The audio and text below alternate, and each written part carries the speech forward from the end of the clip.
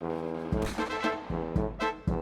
American border is more than just a line on a map. It's a place of endings and beginnings, a last hope for some, a front line for others. Here, dreams and fears collide, shaping lives and forcing a nation to ask what it truly stands for.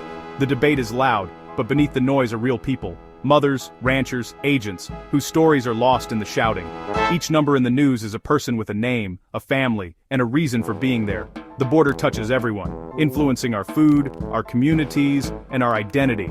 Are we a nation that builds walls, or one that builds bridges? The answer reveals our deepest divisions. The policies of the past year, fewer crossings, more deportations, have changed lives, bringing order for some, and despair for others. To understand the border, we must look past politics and listen to the quiet human stories unfolding every day. The immigration debate is driven by two powerful beliefs. One side sees the border as a shield, essential for security, order, and fairness. They worry about drugs, crime, and overwhelmed communities, believing strong enforcement is necessary. The other side sees the border as a gateway, believing America's greatness lies in compassion and welcoming those in need. They see families fleeing violence, children risking everything, and believe turning them away betrays our values. Both sides point to recent policies, detention laws, halted asylum, ended protections, as proof of either progress or heartbreak. Security and sanctuary, two visions, clashing at the border, shaping the nation's future. The real challenge is finding a path that honors both safety and humanity.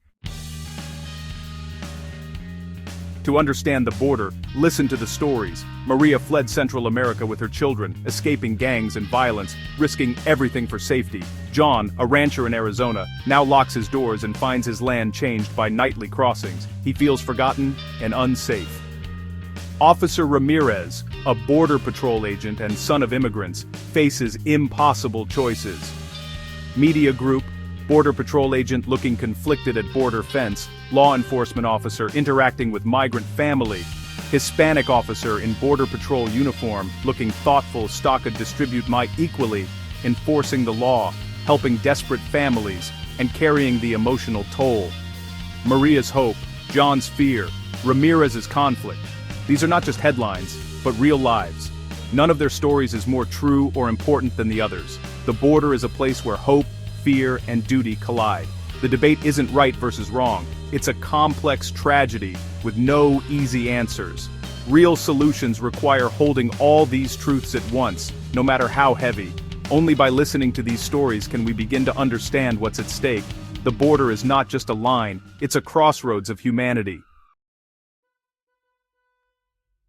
For politicians, the border is a stage, used to rally supporters and attack opponents. Fear and compassion are wielded as weapons, but real solutions rarely follow. Sensible reforms, more judges, smarter security, aid to stabilize other countries are proposed, but gridlock prevails.